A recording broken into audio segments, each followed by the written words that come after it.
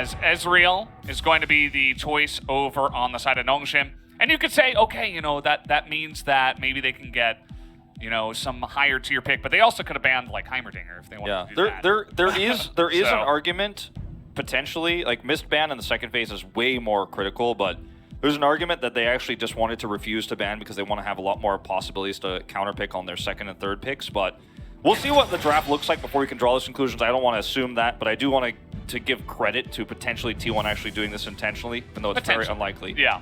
I mean, Faker didn't look too phased. It was his ban, and you know, maybe that was the choice. Either way, Lucian is going to be the first pick here. Varus immediately scooped up by Duckdom. They will also take that Rumble, which is just a lot of really powerful range damage here in this draft already. So Nocturne is something that's left open here, and when you run the Rumble and the Varus together, Nocturne is definitely one that jumps out at you as a pick that, even though it's fallen out of priority big time here this week in the LCK, something that we could see. Teddy, you know, a great Senna player, have the opportunity to pick it here with Perma mid-prio. Even with Lucian blind here, you're almost guaranteed to have that. Yeah, and you can send a Kench to deny the Kench from the Varus as well.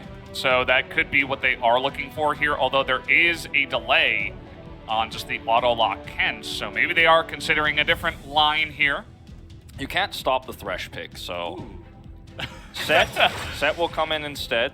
And you know, I were joking about like Senna, fasting Senna with Set in the bottom lane seems like pretty strong too when you consider where he's at in this meta. Yeah. Bit of a meme, but there's the Nocturne I was talking about that works so well with Rumble Varus. You have very safe gap close. You have the ability to get Varus into position when the Paranoia comes down. He can do a lot of damage. Rumble drops the Equalizer. I mean, if you end up with even... It's not a common pairing with the Varus, but if you end up with like Leona as a support here, T1 are going to have a really hard time getting Senna and Lucian into position to do any damage. You're going to be so reliant on that set engage. Diana, taken off the board here. T1, you would imagine maybe you want to take away supports to go alongside the Varus, the Karma. Also another one where you just, you know, you mantra inspire everybody, and then you just sprint at the enemy team. Also provides you just a lot of mobility, tons of utility, obviously. I do like that ban. Yeah, it's very, very powerful is what Nongshim are running. But I think we could safely say that the missed ban was a mistake based on what we've seen here in T1 selections. Just wanted to clear that one up. So we'll see a Volibear ban. Jungle Pool getting a little bit thinned out with the Diana removed now too. They picked the Rumble. Lee Sin's gone. There's another possibility as a jungle pick. Udyr is nerfed on his clear time, on his Phoenix stance on this patch. Still very viable and might be what T1 go for here. It can be very, very strong with Lucian to set up those kills. You have a lot more kill pressure in mid when you do have that pick. Wukong is a big favorite of Rich's. Taking that one away. Yeah, it's like the new Aatrox. Yeah. 2021 version. He often will even pick it blind. Yeah. To our dismay. Wukong again. He plays a lot of Gnar as well. And Nocturne actually is 2-0 on the pick, so you might just see him hop onto the Nocturne here. Safe mid counter pick. The Kench seems obvious, and Kellen is kind of just laughing, saying, okay, well. Yeah, it's kind of weird because T1 could have just banned this here. And it makes me believe, like, yeah, well, I mean, the thing is, like, I don't think you're ever gonna. I mean, you wanted to pick it if you could have, but you took the set instead. So because you don't ban it, of course, Nongshim are gonna take it because they have pick prio. But I mean, looking at this game right now, I'm like, I mean, maybe it could have been actually set support. They did hover the Gragas there for just a moment, so it starts to feel less likely. The Azir here for Faker is always a big favorite for him. One of his best champions historically over the near decade of play he's had. Yeah, it does mean they're not going to have that priority in the mid lane, as Lucian will scoot up to the top side of the map. And I mean, Kana is a great Lucian player, so looking forward to seeing that matchup against what could be the Nocturne, depending on how Nongshim decide to flex it. The Gragas comes in here again and will be the final choice. It's going to be a pretty solid lane into Tom Kench Varus down there on the bottom side. It's going to be a lot tougher for Varus to try to look for very aggressive trades, as looks like we will see the Sylas as the final pick here. So probably Nocturne into the Lucian. The Sylas goes to the mid lane. We have really good wave clear for Nocturne. It's not fun to play against Lucian as either of these champions, just because that's how he works. Like, he's a perma prio champion in almost every meta, in every solo lane. So here we go. I mean, this draft ended up being Gnarless. Actually, I was a little bit surprised by that, given how much Rich likes to play it. The opposite of gnarly. Yeah. It's very gnarless. I agree.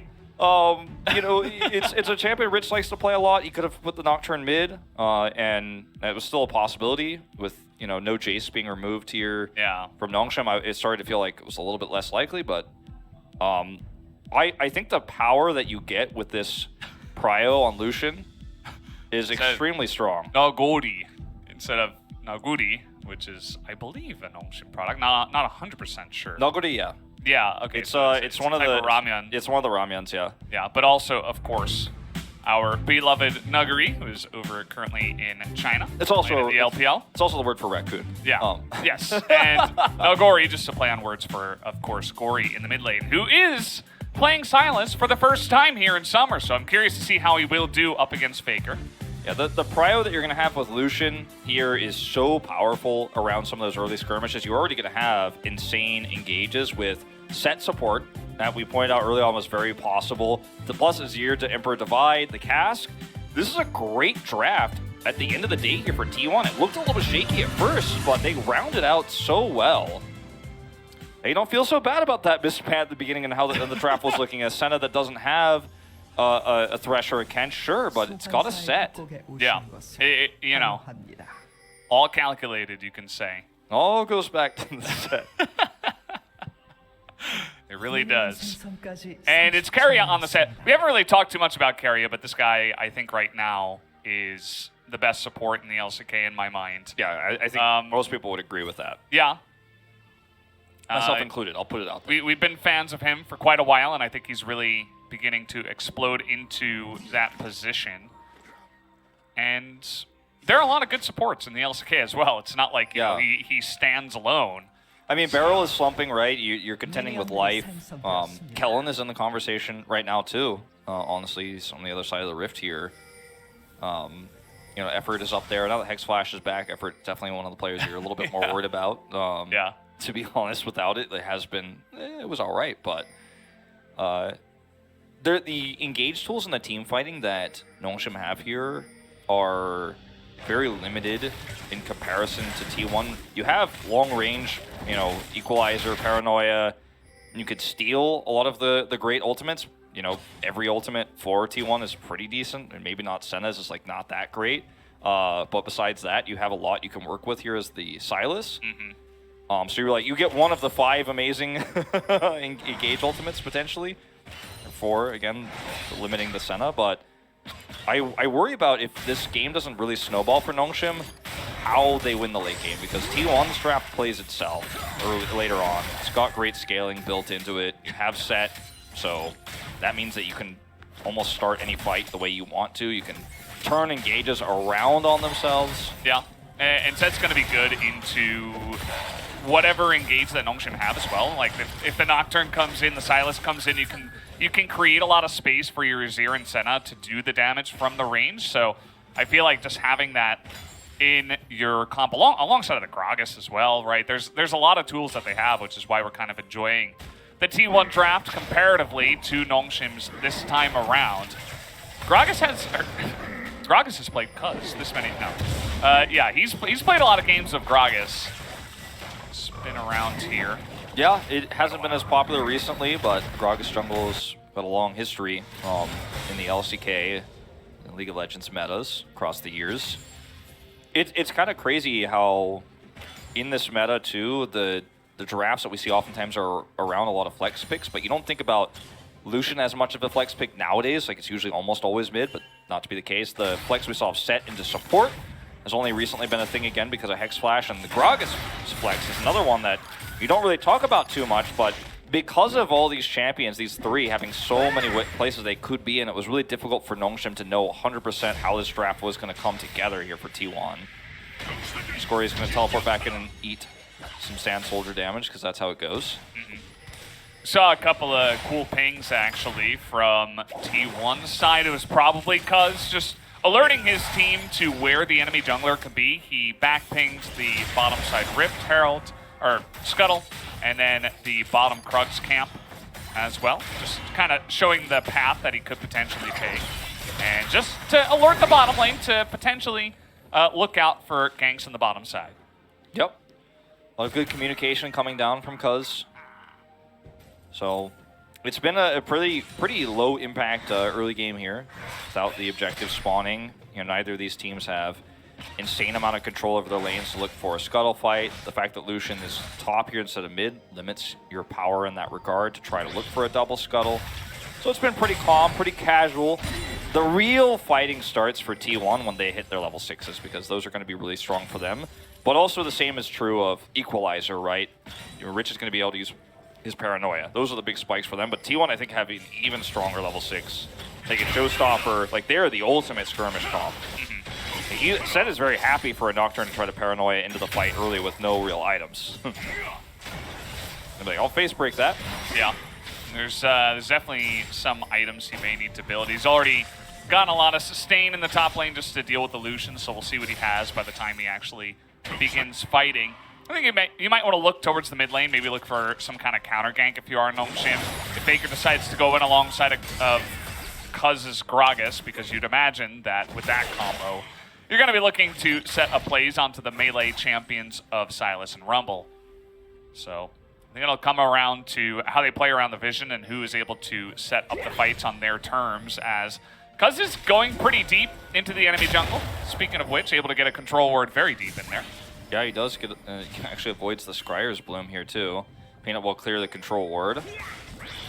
Ends up being, you know, very passive exchange though. Otherwise, is we see a teleport back to lane here from Faker. Gory actually tries to capitalize on this, and he has 6 advantage, but as a result, no ultimate to steal. Cannon and just chasing Faker down the lane. It's gonna give him level 6. There it is. So now T1 can, once Cuz hits 6-2, and he's going to reset actually before he gets the opportunity to get in, he'll rotate in. I think this is a great opportunity for T1 to push this mid lane out and then look for a Drake fight. The bot prio is pretty insane right now. Like, Senna is up in the jungle, like, dropping a deep ward there. T1 going to actually use their teleport for Kana on the top side of the map here, though. And they're not actually going to group for it, not yet. You see that they're more interested in actually looking for a pick here onto Peanut. They know he's coming down that path. Look at these pings. But yeah, just look at this right now. The Nocturne coming way down the top river, looking to potentially set something up. This could turn into a 3-on-2. The fact that teleport was used for Kana right before this too means that T1 have really no intention of actually fighting for this if Nongshim want to stay. They'd rather just get this Lucian further ahead on the top side of the map. Otherwise, he would have saved it and waited, potentially hidden it and teleported maybe into the jungle, into a ward they had up there, but not going to group up.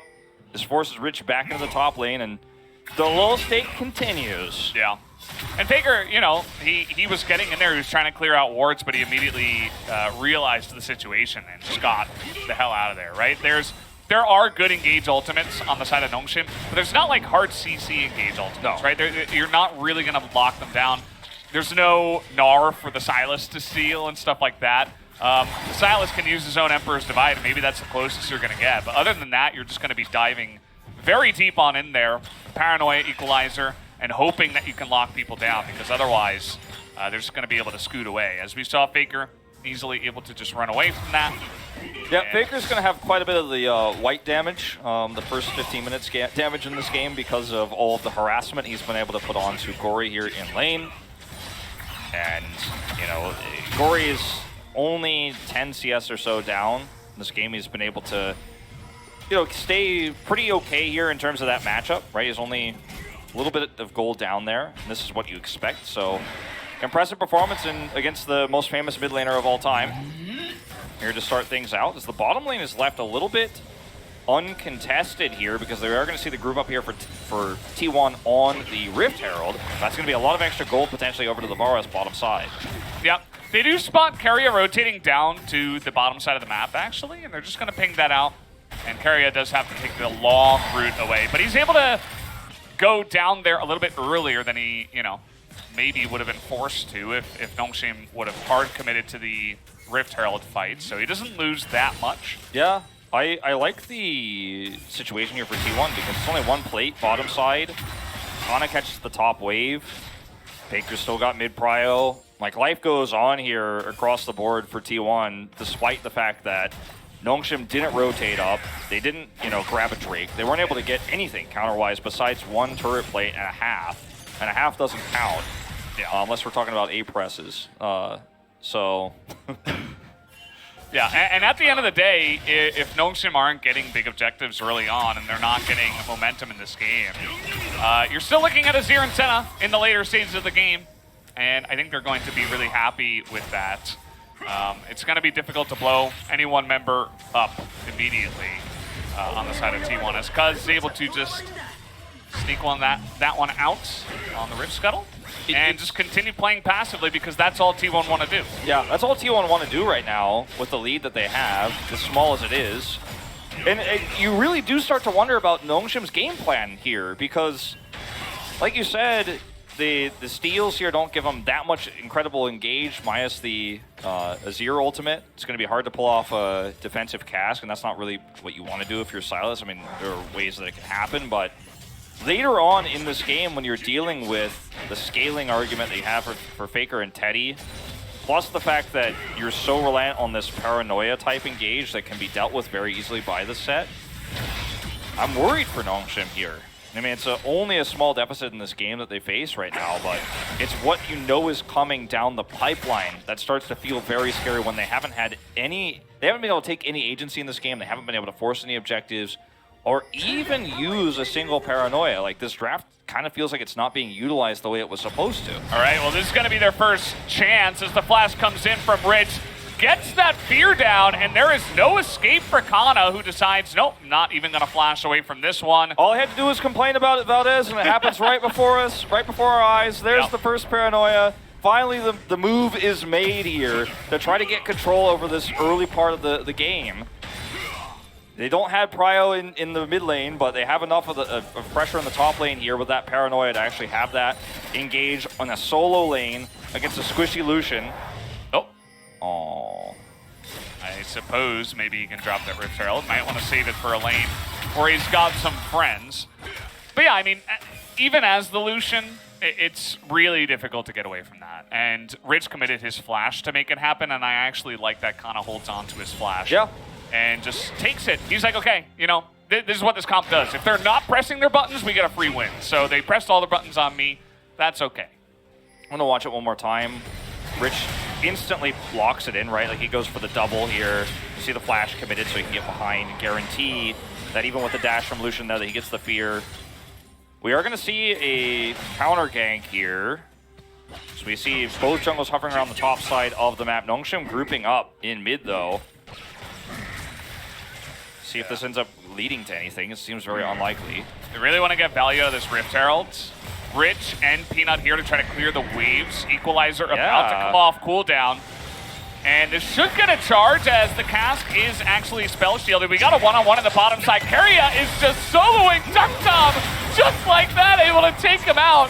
It all comes on back. The top side, yeah. It all comes back. Comes back to set. We also had a kill, though, onto Kana, who this time he did flash, so it was traded back by Nongshim. It was traded back. They do get those plates on the top side of the map. It was very close to that not actually happening, which would have been disastrous there, given the resources they committed and the death onto Kana. So, able to bring this down to 3 turret plates.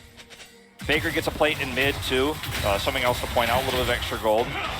He's got 2 blasting wands available. He is ready to fight in this mid game. Once again, let's see how this happens. Is this just another nope. He did not actually misinterpret the set health. He just got flashed on.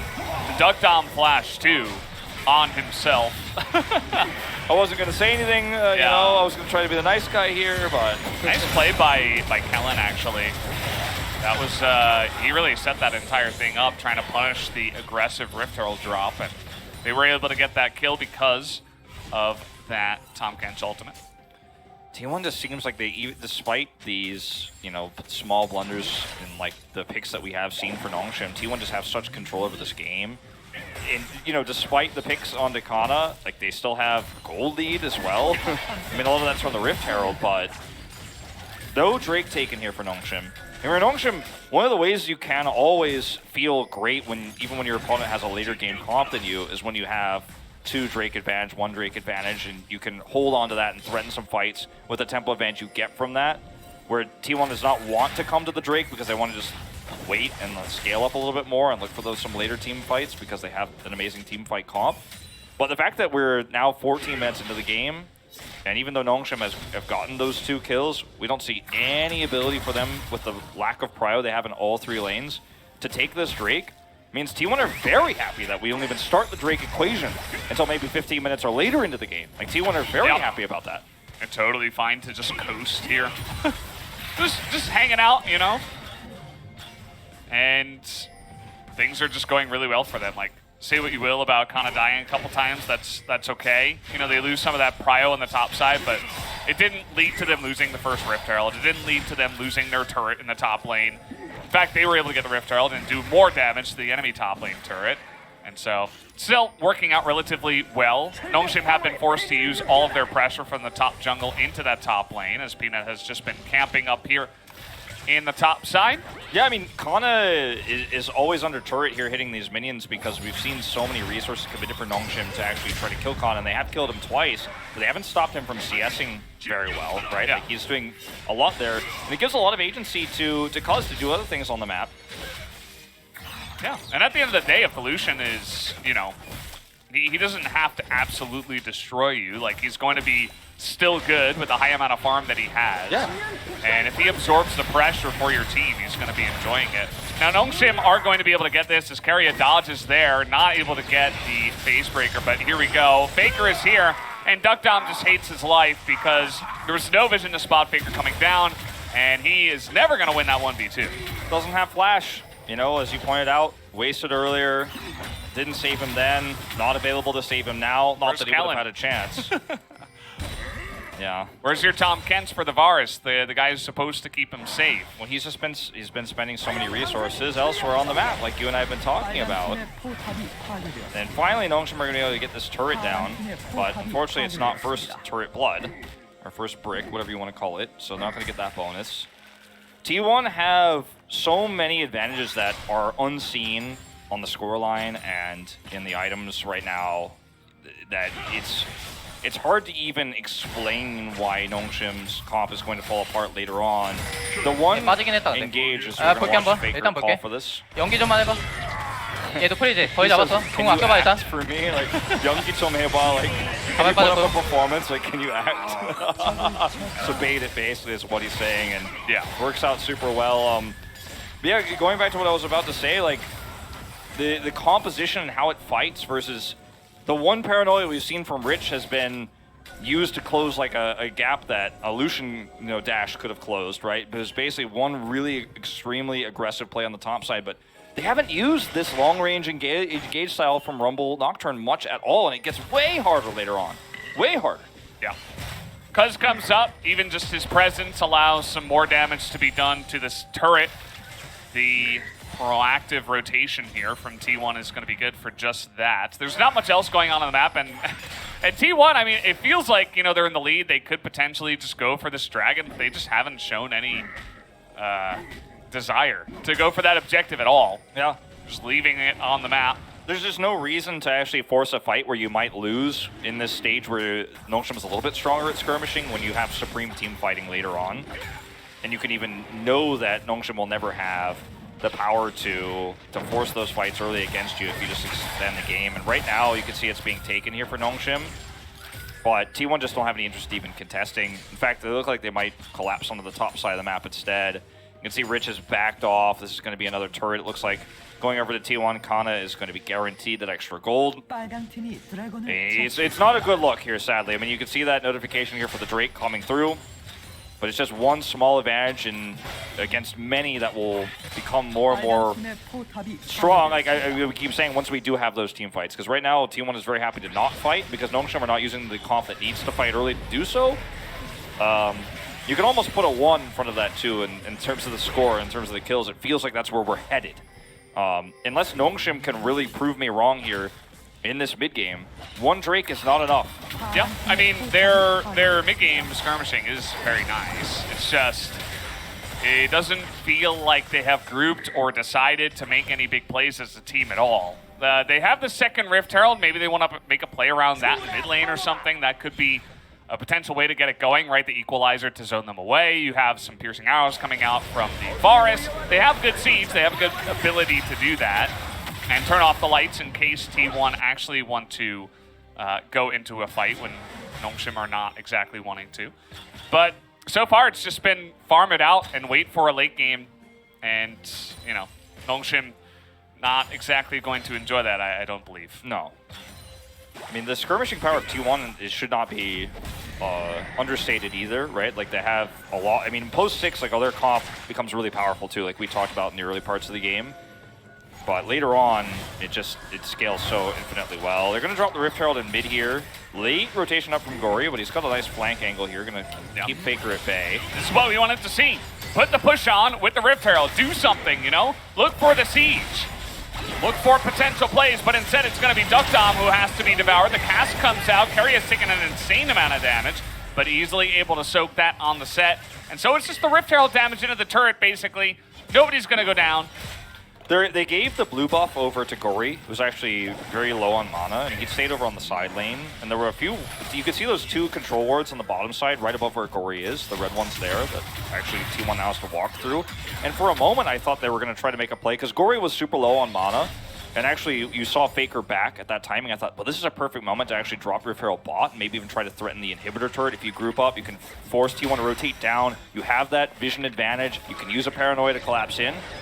And then they just tossed it mid. They gave T1 so much time to respawn. They came right back mid. You don't get anything out of it. You see that rotation up from Gory. I thought we had like an amazing play potentially there for Nongshim. They just didn't take, sadly, because that was the moment. The second Gory had no mana and Faker backed. I was like, okay, well, there's a chance here. He gets blue. He's gonna have a lot of mana in just a second. But sadly, it's not meant to be. And like you said, all you get out of this is turret damage. Not even permanent damage on the map. Not a turret to go down, not extra control over the mid part of the map, no extra gold. T1 are just celebrating right now, very quietly, very silently about where the game state is. Yeah. And, you know, we talked about the range and the siege potential from the side of Nongshim. T1 also have that in spades. The equalizer has to be used here in the mid lane just to push them away, otherwise T1 would have been the ones to take down the mid turret first, even though the Rift Herald was dropped here by Nongshim. And so we return to, you know, the LoL state. It's mostly been this. We've had 4 kills from some of the skirmishes up on the top lane when Nongshim were actually pressing their buttons, but they've decided, you know what? Let's relax. Let's sit back. Now, this is a very familiar situation with Nongshim where, okay, this is one way to do it. There's a lot of damage coming out here from Rich, looking for the solo kill, but Kana splashing the right way, and now with Cuz coming up, they're easily able to isolate him. Gory comes down here too, so another wasted teleport. That's a lot of lost value here for Nongshim. I mean, the kill alone is really terrible, but yeah. The fact that you commit the teleport there and aren't able to get anything out of it just really removes a lot of the pressure that Gory can have in a side lane. At least Faker did have to mirror him on the bottom side with his own teleport, but... And also the flash going down, I believe, for Kana too. I think you're all right though. Like, probably Lucian and Gragas would have been okay against the Silas. Yeah, he flashed over the wall there, so it is a flash for a flash, but this is not a happy time for Nongshim. And I was going to say it's a bit of a familiar story because Nongshim's leads in the 10-minute mark, the 20-minute mark, they're negative, right? They haven't had, on average, any advantages at those stages of the game, and they're very small disadvantages, like about 600 gold, like exactly we see in this game. But their late game has been where they've won their team fights, where they've actually been able to win these games. And T1 has also been in this situation, as if anyone watched the Live Sandbox game last Sunday, where they have pretty significant advantages in terms of their scaling and where they are in the game. Sometimes even bigger objective advantages than what we have here, but they end up dropping the ball in the later parts of the game. So because of that, you know, if you're a Nongshim fan, there's still some hope. But in a vacuum, this looks very, very difficult for Nongshim to win. Okay, well, let's see how this Drake fight is going to go down. Nongshim are aggressively attacking it as the Varus is going to smite it with his arrow, it looks like. We're zooming in on a potential engage. The Predator was popped here from the Gragas, but T1 decide, you know what? we're okay with this. It's not Soul Point. We have mid-track here on the mid lane turret. We're going to get value other than the Drake that you just got. We're going to put up our Azir turret, set up camp here in the mid lane, and force you guys to come into us as the cask there from Gory, not able to do much except push them away. No, not very strong there. Not a really good engage potential there, unfortunately, for Gory. And these two Drakes, it could have been if Nongshim actually took the agency to take an early Drake instead of waiting until, what, it was like 16 minutes into the game they took the first one, then there was potential that this could have been Soul Point. And that's when you sort of go, okay, well, now T1 has to fight. This time they were able to just simply ignore the fight and walk away because they have that extra buffer zone. Yeah. Because this is only the second Drake, believe it or not, at 24 minutes into the game. So it's a small advantage, but like you said, T1 are very happy to get small advantages themselves elsewhere because the bigger picture is what you're more worried about. Yeah. And this is also a set game where Set plays support, but he's not really support because he's playing with a fasting Senna. So actually has real items. Actually really fed. Yeah, 2 kills. He doesn't have the largest amount of CS, but the 2 kills shore that up and put him on par with his 2 solo laners. He has the 2 items. No stopwatch. We'd like a stopwatch. Eventually. Instead of maybe the Ruby Crystal there, but it's okay. You can maybe get that in the future, as you mentioned. And yeah, I mean, I think we're already at the point where, yes, T1 have great scaling and maybe they'd like to wait for later parts of the game, but I think they can already take team fights now. Double, you know? 2 items on the Azir, so Faker is very happy. Look at this. Which, just not letting Rich do anything. Rich with no flash has to just run away from Faker. There's no hope for him in that fight. Faker has stopwatch too, so there's just no fear of any rebuttal whatsoever when the rest of his team is so nearby. Then you have this really strong side laning from Kana. Now, Gory is getting a little bit of it done himself, and he can have this really long flank coming through. T1 actually need to be aware of this, because that is one way this can go poorly. You can maybe come in here and steal Faker's ultimate and try to look for an engage. Faker and Squad are going to back off, though, and try to collapse onto him, so he doesn't have that opportunity anymore. But, I mean, I'm really stretching my brain to try to think of how Nongshim have a miracle engage here. At least there's not an insane amount of map control for T1. Like, Nongshim still have their pretty good vision around Baron right now. So there's a little bit of agency in that regard, and like Gory is still playing around that surprise attack. There is still, okay, yeah, wow. He reads into it. I mean, you see his positioning in the lane. He's all the way up against the left wall. Like, he knows that he absolutely could be in that brush, confirms it, and is able to avoid any kind of aggression. Yeah, it's like, well, last time I saw Gory, he was very much over here, and we haven't seen him since, so... He could still be over here. It's almost 9 years of pro gaming, game sense that you're going to have from Faker here. Yeah. He is able to read into the unknown just from what little information he gleaned from the map moments before. We'll see if Set buys that stopwatch now. In fact, he does. Everything's coming together, Valdez. Everything's coming together. It all makes sense now. Set buys a stopwatch. Harry's been listening to the cast, obviously. He's just trying to make me happy. Definitely not, but that's what I'd hope for. It makes him look good. It makes us look good. It's perfect. Yeah. Teddy's on 97 stacks right now. Just free. Like, there's been no pressure put on the Senna. I don't think they've engaged onto the Senna once. Yeah. He's just like sitting here in the mid lane. He's like, yeah, okay. Looks at his watch. 10 minutes go by. He's like, yeah, okay. 100 stacks. This is like when, you know, they've like pre-ordered, Nongshim pre-ordered something, and then they realized a little bit too late they didn't want it, and they're like, they called Riot Korea. They were like, can we cancel this draft? And Riot's like, I'm afraid the game has already begun. Yeah. I'm afraid the early game has already passed, so not going to be able to give you a refund on this one, unfortunately. Like, it almost feels like Nongshim gave up on this comp just because they didn't utilize it outside of those few moments on the top side of the map. Yeah. They don't trust. It's like they didn't trust it. Now you can't blame them for being passive because they've missed their window. And to do anything aggressive here is almost suicidal, right? I mean, there's just you're really going to be jumping into the fire. Out of the frying pan into the fire is the situation here for Nongshim right now. You're going to have to hope for maybe Gory gets a flank, maybe Rich is able to set something up on these side lanes. Like, these are moves you can do that will give you a little bit more map control, and maybe that leads to vision control, maybe that leads to a mistake. A lot of maybes, but at least they get that top turret. Yeah, I mean, that's one thing you can do with the Nocturne in the side lane. You set the Silas on the other side. You begin to, okay, here's one thing. They go for it. The aggressive play. The stopwatch is there. The equalizer got such incredible value as Rich tries to kill Faker, and he will. But he did have to flash for that one, going very deep under that mid turret. And, you know, Nongshim, they still have these pieces in their comp. They still have the buttons that they'd love to press. But, you know, took them a while. They finally pressed their buttons, and they're only able to trade 1-for-1. Yeah, and part of that's because they had that really deep wraparound from Rich. He had that turret down. Look at all the vision that they have around this Baron pit, too. And unfortunately, because it's a trade, and because of all the health bars that went down low, we had Kellen go down to like half. Duckdom was almost dead.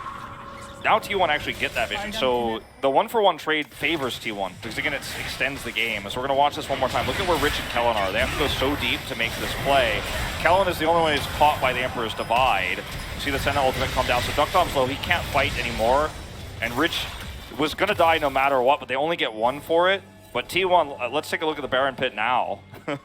It's actually not that bad, because you see Kellen does go over there, clear a little bit of that away, but they had a lot more control over this part of the map that they lost now after that exchange. T1, or rather, Nongshim, that is. Yeah, I mean, I like that they're trying to go for this. I do not like this positioning, as that's going to be the free kill on the Duckdom. Not sure what's going on with them on this Varus today. Just getting caught out over and over again, not expecting the Senna and Set combo to engage on him like that, but absolutely, he was there alone. They eat the free Varus. And they're going to go in for dessert onto this Baron as Rich looking at frontline, but Faker isn't having any of it. Gory is looking for it. The equalizer is pretty nice. Faker is burning down, and he's going to go down to the Rumble. The Devourer comes out on the Gory, but look at the frontline. Rich is going to soak so much damage with that stopwatch. He's trying to get onto that back line. Not able to kill Kana, but there's so many low health bars on the side of T1, and Peanut is so huge on this Rumble. Frontlining, able to get into the Zonius. That was like the 6th one we saw in the fight, as now Kana is all alone. The Lick will miss, but Nongshim will hit on the team fight. Nongshim, 20-minute gold deficit. 10 minutes into the game, 15 minutes into the game, gold deficit. 30 minutes, that's when it starts to come online. That's when you see these good team fights. And once again, this was a bit of a greedy fight from T1. They didn't know where Gory was. He's on the edge there. Such a great engage from him. And the fact that they have Devour means that he can actually survive that initial burst. He can heal himself up afterwards. And it's a lost fight from T1 from that moment on. Now what looked like seemed to be a fairly safe Baron from T1's perspective ends up being a lost team fight that goes over. So we're going to watch this perspective of Duckdom. 80 carry in 2021. Yeah, I think you said it best. I don't have anything to add. So look at where Gory is here. They have a ward, but it's too late. He steals Faker's ultimate away, and Faker is stuck between a rock and a hard place. You can't actually go to the left because Gory will blow him up. And then while they focus on Gory, the rest of T1, he gets devoured. So you just can't kill him there. Rich does so much with the stopwatch, and T1 spent a majority of that fight doing nothing because Faker was caught between a rock and a hard place. Teddy was not in a position where he could actually do any damage. Rich did everything with that stopwatch, and like you said, Peanut is so fed. You can finally see it when the one opportunity he has to actually do damage in a 5v5 fight, it leaks through. He's got 3 items online now. He's got an Oblivion Orb too. Nongshim just found an angle back into this game. Yeah. Blink of an eye. I think, you know, 5v4, T1 was very aggressively posturing there. They're like, you can't fight us. What are you doing? But then the second Faker gets burnt to a crisp in the span of about a second, they immediately are like, oh crap. And Nongshim played the fight out really well from there. It was essentially a 4v4. There were a lot of low health bars, but the Devour value that they got was pretty insane. Not to mention all the stopwatches that were used. As we're having another engage come in, Duckdom this time around, he's got his own stopwatch as he is going to get kidnapped, but this time around, he has his team, and he's able to fight front to back. Now, Gory was in the T1 lineup at the same time as Duckdom gets insane value from the brush, but Faker looking desperately to take down Kellen, and he will. And that is a big pick that could open up this Dragon, or maybe the mid lane here for T1. T1 really want to make a play for the mid lane, it looks like here. They've got a minion wave. Gonna actually scoop around, try to remove some vision instead.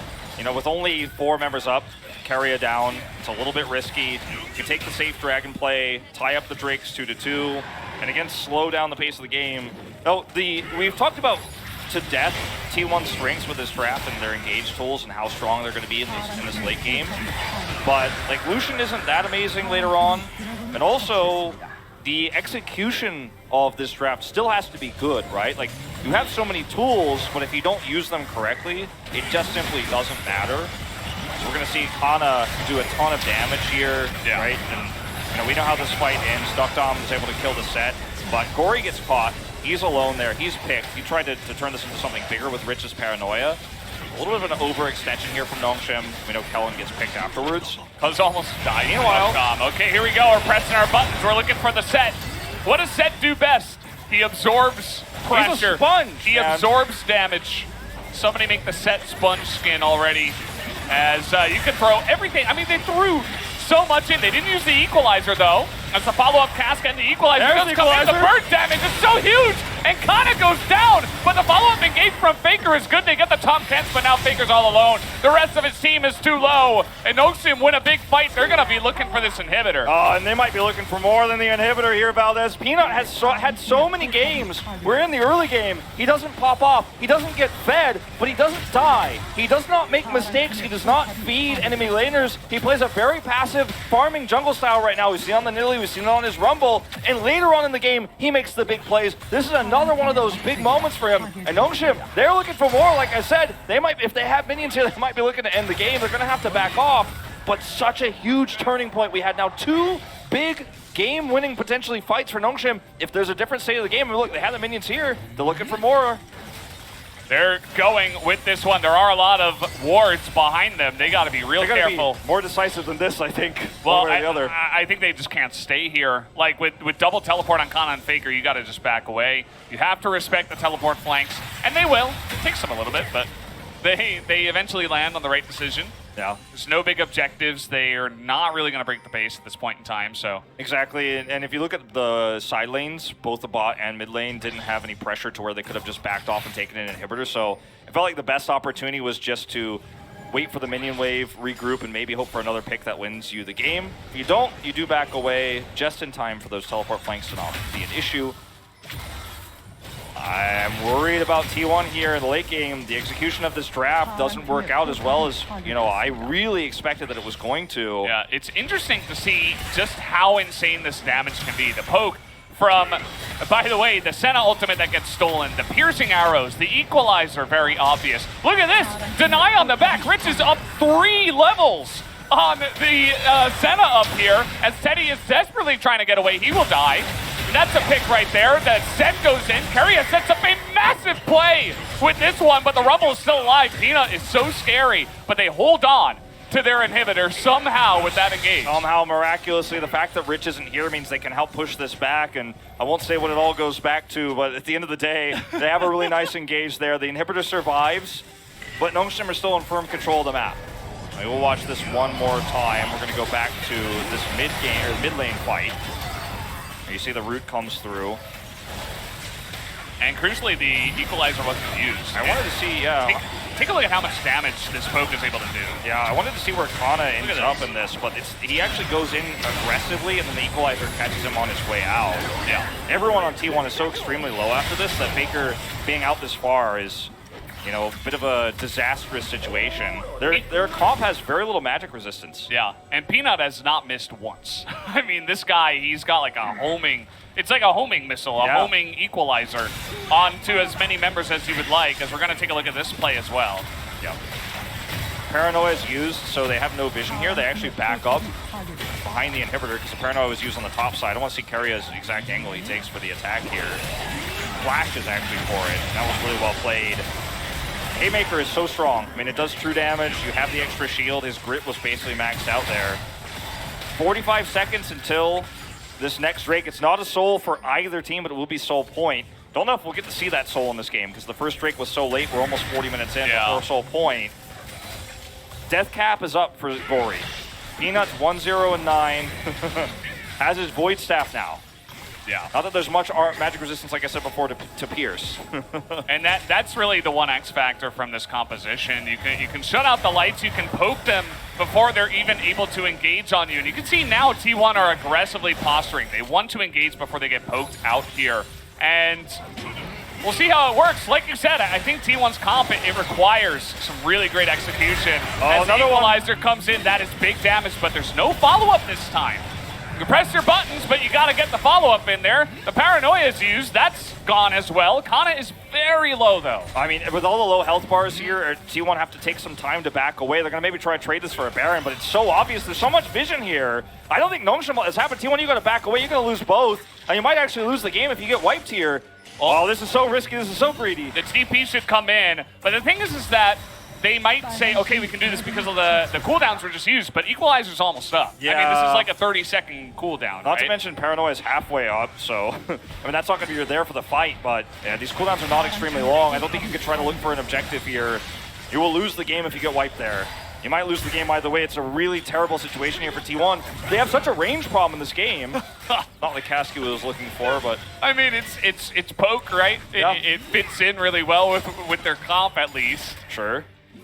The damage is so high for Nongshim, and it's so easy to execute the Equalizer poke and the Varus poke in this late game scenario because we're 40 minutes into the game with full items coming up for these players.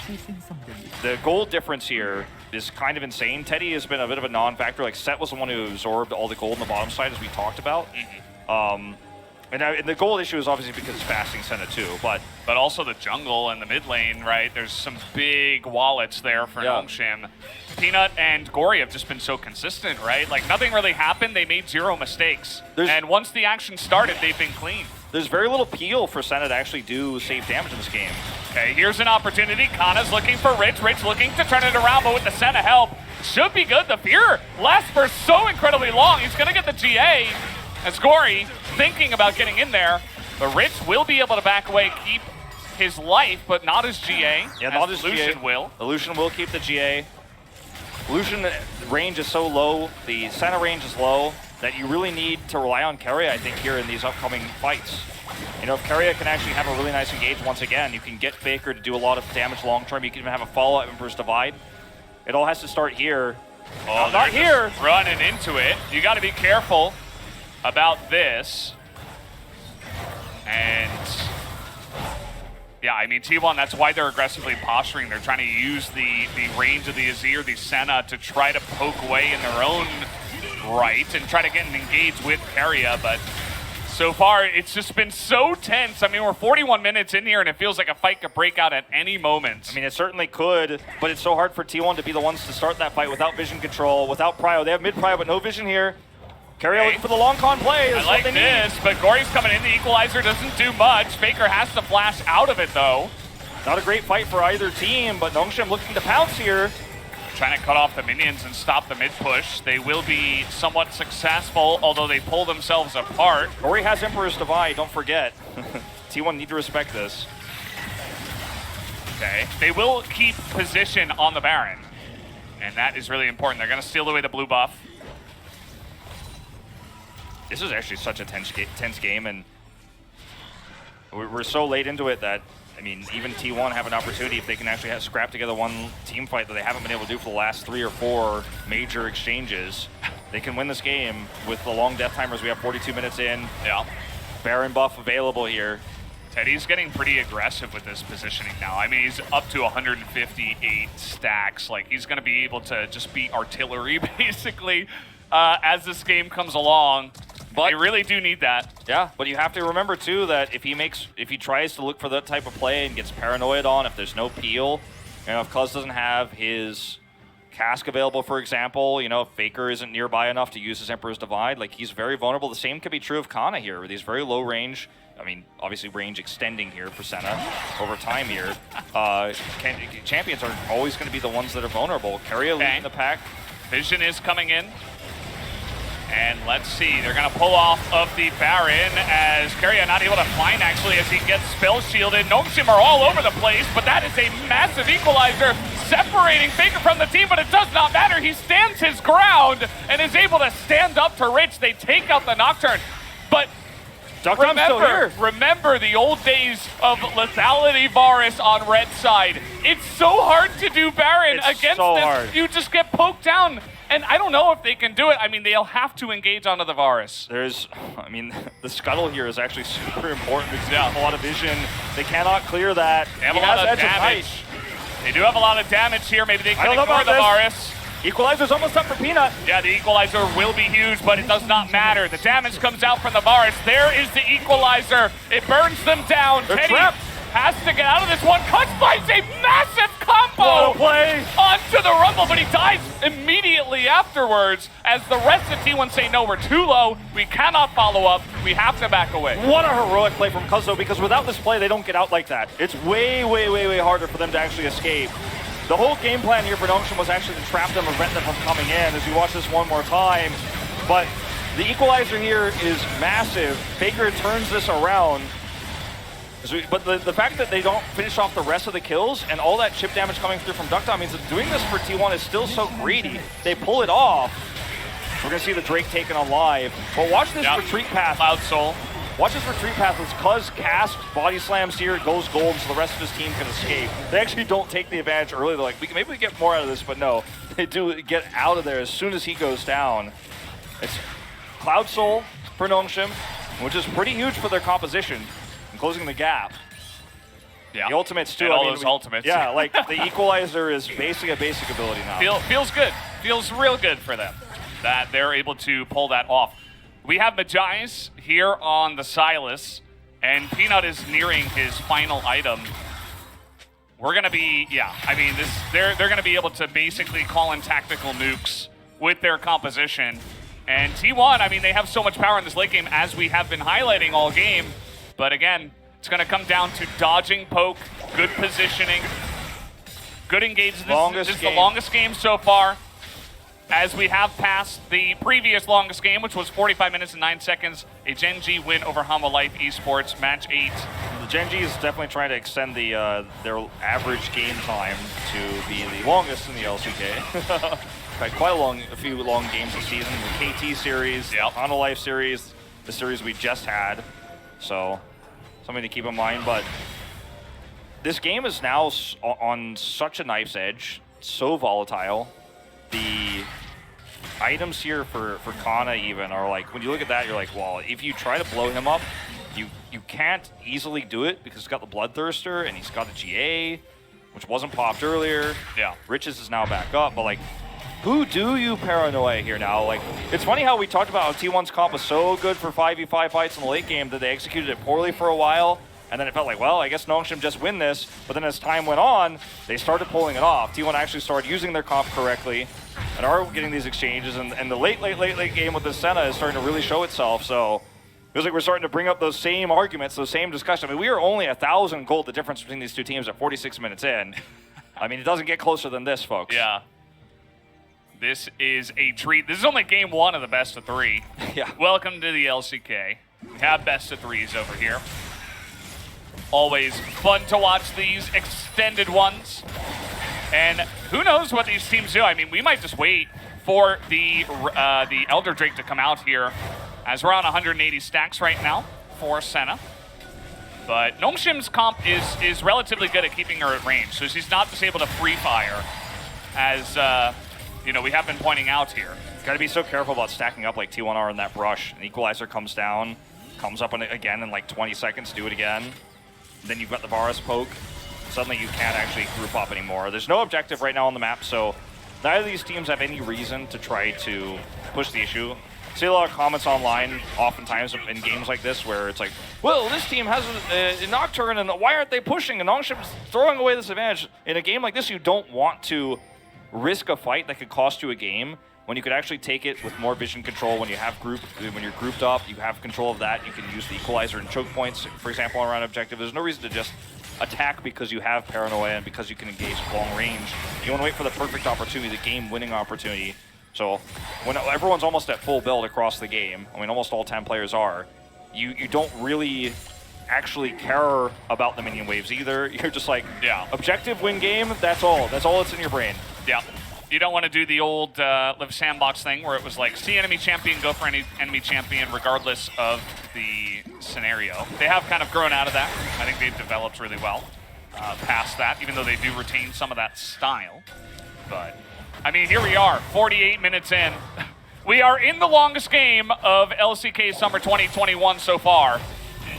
And who knows, who's going to be the guy who makes the big play? Yeah. Is it going to be Keria with his huge set that he's had all game long to really put down this Varus from early on and not really make him too much of a factor until the mid to late game? Is it going to be Duckdom who ends up getting the chip damage with Peanut done, you know, to win this? Is it going to be a sick Paranoia? I mean, with GA up, it seems like that's just going to make it be so difficult. I mean, it's never worth it to engage on the Lucian, who is such a crazy glass cannon himself. He's basically a fountain laser in this game too. Low range, but when Nongshim have a comp that walks into you, you're very happy about it. That's something we've discussed this entire time. Gory changes his boots, gets the Merc treads here. Smart choice.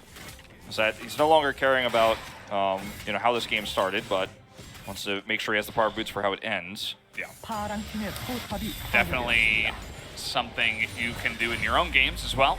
For all you guys watching out there. I mean, we've even seen in pro play sometimes people selling their boots to get an additional item. Yeah. Very rarely, but it does sometimes happen. Tom Kent's just talking with his friend. And we have the Elder spawning here in 50 seconds. The Baron spawning now. So we didn't have any action after the last objective, but now the players will be forced to fight over this. And both teams have some pretty ridiculous objective damage, especially T1. Yeah, you talked about the red side defense here with the Varus, but like it's too late. Yeah, they just don't even have any time. I mean, in goes Peanut. There's no steal. That's a nice equalizer that comes in, but Keria denies them. In goes Rich on the left side. Who's going to be more tanky? I would bet on the set, but now he's being kited out, and Duckdom just has way too much damage. Cuz extends in, trying to get the damage onto Duckdom, but it does not work out. As now, Baron is secured by T1, but they cannot fight over the Elder. You can't fight for the Elder, so you're going to try to have to split push. Look at the teleport coming through. They're going to try to end this game through other means. This is going to force Nongshim back. They're going to have to be on the defensive. This is such a smart call here from Kana and T1. They're grouping up. They might just leave one or two members to deal with the Elder Drake while trying to defend. Yeah, it's such a tough call to make. What do you do here as Nongshim? Looks like the defense comes in, and it's going to buy time for T1. They're not going to be able to break the base, but it buys time for this Elder Drake to not be taken and potentially for Keria to respawn. I don't think we're going to get that far. It feels like a bit of a foot race here almost because T1 are trying to rush over to this Elder. Yeah. They're not going to be there with Keria, but maybe they were hoping, okay, maybe there were two left on the Elder. We can actually 4v2 this, but they're a little bit slow, so objectives are traded here. But my money is always going to be on the Elder in this situation. Nope. Nope. Not going to happen. I mean, if you go in there and you miss and you just die, could be game from there because you can push 5v4 with Elder and probably just end it. Valdez, yeah, we're going to watch this one more time as T1 are able to get this done. But look at the equalizer. Stopwatch is used so early on.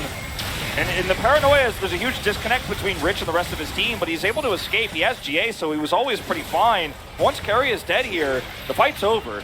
And that's already an issue. But when you have an equalizer on top of Elder Drake that's doing this much damage on a Rumble that has Death Cap, Void Staff, right? The damage output here is insane. If anybody gets chipped down to that lethality range with the Elder Drake, that's lights out. Anybody dies, it's over. You can't take this fight anymore. The Baron buff is only going to be defensive here for the next minute.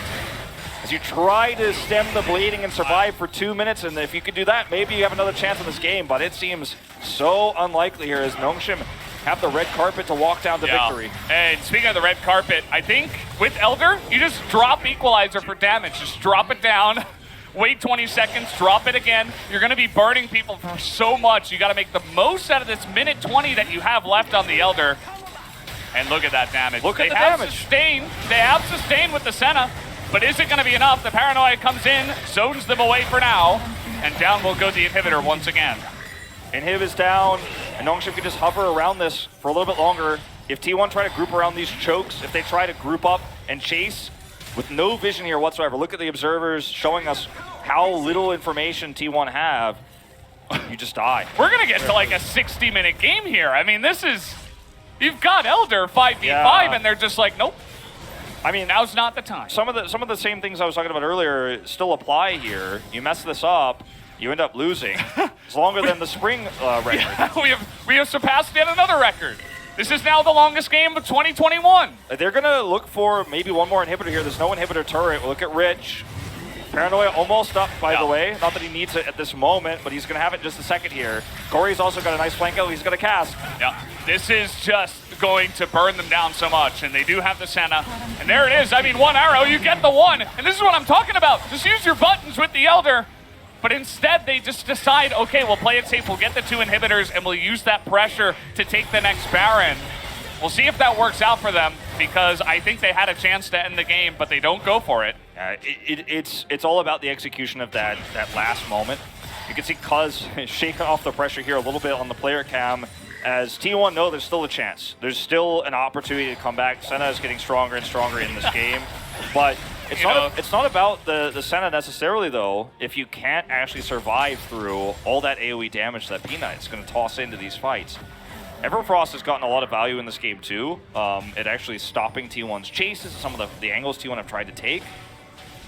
Oh, Valdez, this is one of those games that like actually gets your heart pumping. Yeah, no matter what, crazy. Even if you're not a fan of either of these teams, you're just like, well, I just want to know how this story ends.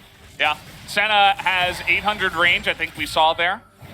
Just adding Absurd. 200 at this point, so this is what I was talking about. She's basically an artillery machine. Not quite the Rumble, though. And that's really where I think the crux is going to come in. How much damage can these equalizers do? The piercing arrows, the poke, significantly better on the side of Nongshim. They can keep them at range. Remember, the reason why T1 had that Baron advantage in terms of positioning just moments ago was because Nongshim had a back timing that they abused. There's no reason to back anymore for Nongshim right now. Look at the control they have over this Baron pit. They can just use these super minions to try to threaten another inhibitor turret, but they don't have to even fight. Then they can group up around the Baron, and I just don't see any way of T1 winning that fight as long as Nongshim don't, throw quite literally here on these pushes. Just stay with the buff minions. Here we go, equalizer down again. Look at the cooldown. Look at Peanut's portrait. Look at how fast that ticks over. And I like what Nongshim is doing. As long as they don't get caught, just push and wait until Baron comes up. Use the pressure from the 2 downed inhibitors to get these objectives in the late game. And get all the vision control. Look at all the wards going up around the Baron pit. We're gonna see Kellen back because he's gonna buy something. I don't know what he's gonna buy at this stage, but okay, more control wards. Exactly. There you go. Surprise, surprise. I mean, I think even him backing here is somewhat risky, but you want to have that control over the wards. Yeah, I mean, they gain value because nobody else can carry control wards this late in the game, so you need 2 on your support at least. Yeah, and we even have Senna getting the ward box item here. Had it for a really long time, Teddy has in this game, for that reason. They have some serious collapse potential here. Gory on the flank, Rich has teleport and Paranoia, and Nongshim start this. Okay. They're going to try to punish Rich, but he should be able to get out of here. There is a way for T1 to kill Rich and then 5v4 Elder, even against Baron. Rich is pretty fast, but he's not faster than this. He's going to try to, okay. Empress Divide's going to block him. Yeah, going in now, trying to make something of this, looking to escape to the north side. He has a GA. He's going to go down. Minions. Yeah, look at the push on the top side with the Baron. They're going to take him down. They do it in quick amount of time, but this turret at least will go down, and maybe even the inhibitor as well in the trade. Yeah, I mean, the thing is, Nocturne's one of your weakest parts of this game, actually, comp-wise. Yeah. So you're not actually too worried about losing him. And they're just going to, 3 inhibitors down here. They are going to try to let the minions in the game as they stack up together here. But the Elder Drake, like you said, spawns in 10 seconds. The minions, they're not even going for the Elder. They're just like, I dare you to go for the Elder. They're going to try to trap. Yeah, they're like, okay, sure, go for it. The trap doesn't work. They're not able to get that. Look at the damage, though, from the Varus on the Faker. It's pretty insane. Teddy's like, okay. Teddy starts this. Nongshim have to rotate over. They have to respond. They're backing right now. The timing is not good for Nongshim here. Not at all. Teleport coming through. They are going to have to rush over, and they don't have any tools to close the gap. Gory's got teleport, but no ward to teleport anywhere near this Elder Drake. Have they made a huge macro mistake? I mean, putting Rich on the edge there and going for top where there was an inhibitor turret up was not the call, I don't think. At the end of the day, Nongshim couldn't threaten the Nexus. They actually went to the top side of the map. Rich is picked. He's going to respawn in 15 seconds here, but now you've lost an Elder Drake. And the whole game keeps going. The world keeps spinning. This game is anyone's, though, at this point. I mean, the base of T1 is in tatters, right? There's 1 inhibitor, 2 Nexus turrets at this moment in time. Now, we have the bottom inhibitor is spawning in 25 seconds. Thankfully, we have that there on the left side, the indicator there for the inhibitors.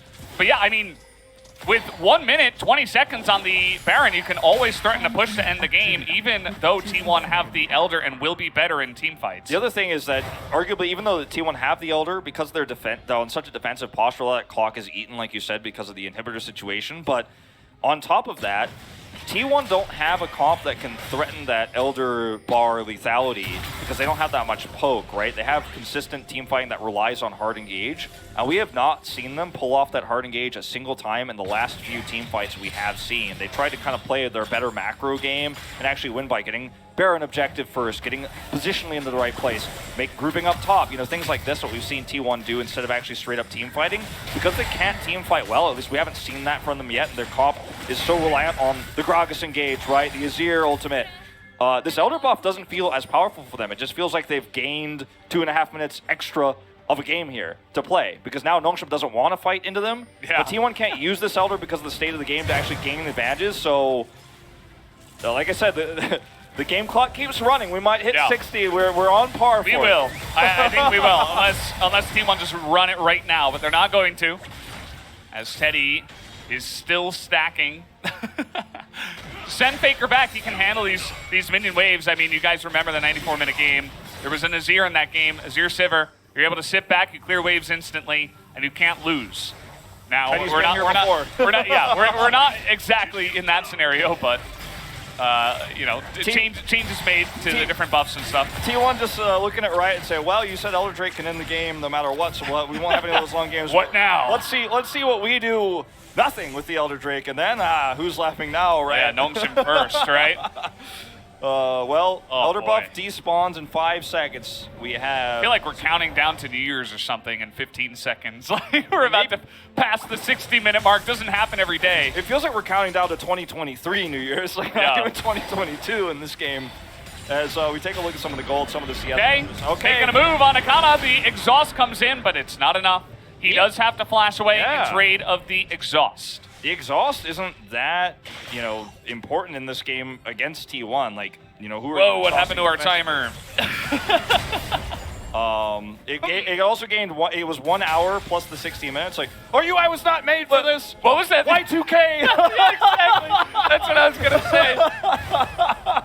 Not everybody in chat will understand the reference, but oh my God. It's a good one. It's a perfect one. I guess we're just not going to have the UI anymore. It's broken. It's over. There we go. Thank you. Classic. Yeah. It looks like this before Elder Drake's too. The classic UI is back, guys. So I guess we should talk about the stakes here a little bit. This game means a lot for both teams, just like the last game. Reputation on the line here a lot for T1. They've had a really lackluster season compared to expectations, whereas Nongshim... So far. Yeah, Nongshim started off with really high expectations. They started with a loss, in fact, but then really bounced back big time. It was a win, but it wasn't a clean win, right? And then they bounced back big time, almost took out Gen.G. And for them, this is a great way to solidify a lead in the standings, as we will see a group up here. Oh. One arrow could do it. One equalizer could be the way this game ends. Yeah, I mean, it's all up to just one single play. Yeah. I don't even think Nongshim... Okay, here we go. That got basically no damage, though. Yeah. But the good thing for Nongshim is that you can basically say, okay, well, that didn't work. Let's wait a couple minutes. Or not a couple minutes, a couple of 10 seconds, maybe. Because the equalizer will be back and the piercing arrows are still here. Banshee's Veil on 2 players definitely helps quite a bit. That one didn't proc for Cuz, only for Faker, but something that T1 have itemized into here. We might even see, more tanky, magic resistance items coming on if this game goes even longer. We can carry ya. The team needs to back him up, though, if he goes for this. Looking for Rich. He's very alone. Ooh. Chains of Corruption come out, and Carrier will be denied. And no engage will happen. The Baron is available again. We got Elder in a minute. Actually, T1 has positional advantage on this Baron once again. Yep. They're not winning this game from team fights. They're just winning it from smart rotations. This is on vision. They don't seem to care. Gory has TP. Will he use it? The answer is no. The equalizer is here. So look at Faker's health bar. Can they get out of this one? The paranoia is in, but nobody on the side of Nongshim wants to engage. Finally, they go on out of Cuz, but Rafe is too low. Cuz, he's all alone, and I think they're going to get him. Down he will go, and in goes Gory all alone. They might be able to trade it back as Gory, I think, unfortunately for him, may have just thrown that lead, but the Chains of Corruption on Kana nearly kill him. He's got a GA. He's going to survive for now. There's a lot of poke damage here. You know, in terms of the trade-off here, you lost your engage as both teams, really. I mean, you've got Gory and Cuz down, two of your best tools to actually hard engage, but the damage is still up for both sides. 13 seconds to go on this Elder Dragon. Because the damage is all up and all ready to go here for the side of Nongshim, they can actually rush this down so quickly. Curry, I think you need to be focused on something else in the red buff here. And Set survived this one.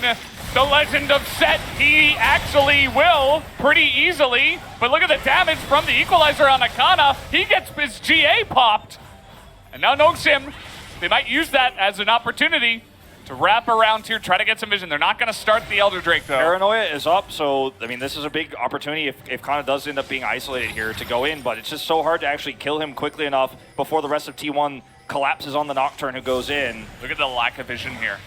Neither team really knows where the other is. Yeah, it's just completely blind. I mean, the fact that they have the Scuttle Crab is pretty massive for Nongshim if they do want to wrap around here. Well, they're going to start it. There is a ward, though. Duckdom's going to lose his Edge of Night for this. Definitely not what he wanted to happen. Fairly low cooldown on that, but still. Man, they're just going to burst it.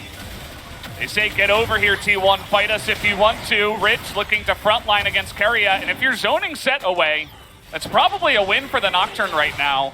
Oh, this is so tense. Okay, looking to turn on to Keria again. They're looking to just get onto Keria, but T1, they want the Elder Drake. And they're just going to go for it. The Equalizer, though, is getting a lot of damage. They will move away. Could be a 50-50. And look at the trading on the bottom side. Rich is trying to get on in here. The Sentis Field comes in, and the 4-on-4 over the Elder Gory nearly goes down, but Duckdom kills Cuz, and that's the enemy jungle gone. That means no smite here for T1. They're going to have to try to collapse on Rich, but I think it's too late. Keria's still alive. This fight is still happening. Rich is going to get away, and the damage out of the Varus is just disgusting. 65 minutes in. I can't see how T1 win this game anymore. I can't see it. Faker and Kana both have teleport, but there's 3 inhibitor turrets up, 3 inhibitors up. You can't try to make a counter play. And now you're going to have to defend your base against Elder Drake again. Resets coming through here on the side of Nongshim. We'll see if any items go through. It's mostly just going to be for a health reset. See if they actually change their builds at all as we watch this fight from a million years ago once more. This is, I mean, absolute chaos. Once again, Cuz is on the choke point with the stopwatch to Gory. To help he gets T1. really excited. Gory gets excited, but he does end up getting picked here. Yeah. It's 2 engaged champions traded. As we watch this one more time, I mean, it's going to take a little while before we get to the actual pick that matters. It's on to Cuz. Yeah, look at the damage here from the Varus. Yeah. Watch this. Yeah. Gory is saved by the Devourer once again. That Tom Kench is actually so extremely high value in these late game situations too. Yeah. More than a Set is going to be to save. Now Set has engage opportunities that you know you're not going to see from Duckdom, or rather that you're not going to see from Kellen, but Kellen empowers Duckdom, empowers Gory. Let's let him go in way deeper than you're supposed to be able to at this stage because of the Devourer. Yeah, I mean Duckdom counts for 2 people at this point, so if you can empower him with the Tom Kench to make him that artillery, he's much better than the Senna artillery I was mentioning earlier. That is for sure. He's probably upwards of like 60, 70k damage at this point. Rich has sold his his GA. Oh, Rich. A little bit caught out here. Kana's searching for this one. The Cullen comes out. It's a lot of damage coming in. The Paranoia will be used alongside of the Abyssal Voyage to save him for now. I love that Rich has just gone completely tanky here with this build too. He's just so hard to kill. He's got Randuin's, he's got Spirit Visage, Thornmail. He's so extremely deadly, and the more you auto-attack him, actually, the worse it becomes. And T1, if you get hit by an Equalizer here, and a Varus, Q, W, it doesn't matter, it's over. T1, you gotta be careful. They are pulled out of position. See you later, inhibitor. Just and like now, that. 4-1 split here is so good for Nongshim. Rich is coming to threaten the top side. You're getting pulled apart here, T1. You're going to have to make a call, and you're going to have to make it fast. They still have Elder for 20 seconds, so T1 won no part of this. I think they have to still look for the 5v4 fight, because you're never going to kill Rich right now without the items he has. It's Nexus turrets or bust, I think, for T1. They want to hold on to this one, but it's not going to do anything. They only get the Edge of Night out of Duckdom. That's not what you're looking for. And that's the 3 inhibitors down. Nongshim are getting so much value with this Elder Dragon push. They get out right when it ticks to 0. They get away. In 50 seconds to the next Baron buff, and the game goes on. 67 minutes and 40. Oh, man.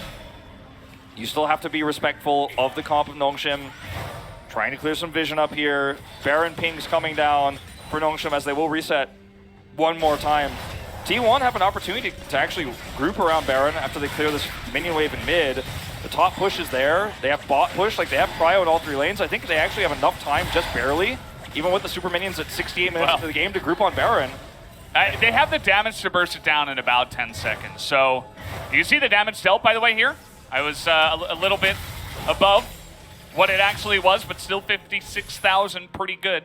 Gory has teleport, Kana has teleport, Faker has teleport. These are things to consider when you consider the fact that the backdoor can happen so easily here for Nongshim. The longer this kind of middle happy feeding happens here for T1 as they tried to, hopefully, they were hoping to get positional advantage on the Baron, but they couldn't do it because of the extra super minion push.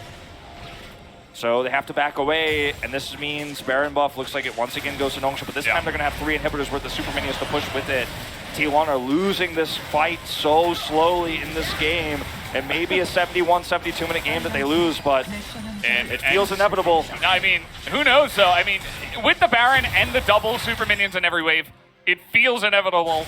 But if Nongshim die, if they lose all the champions and they can't push with the minions, if T1 take a team fight, they still can't win. It's not going to be easy, but you set up camp here at the Nexus turrets, and you say, okay, Nongshim, come into us and see what you can do, and maybe we make a last stand. Yeah, this is what you have to hope for. But like I've said, many times T1 have won a few trades and they've been able to win some macro exchanges, and they got that, that Baron earlier on. But they haven't been able to take any straight up 5v5 fights yet, and this is going to be the hardest they take all game. Okay, here we go.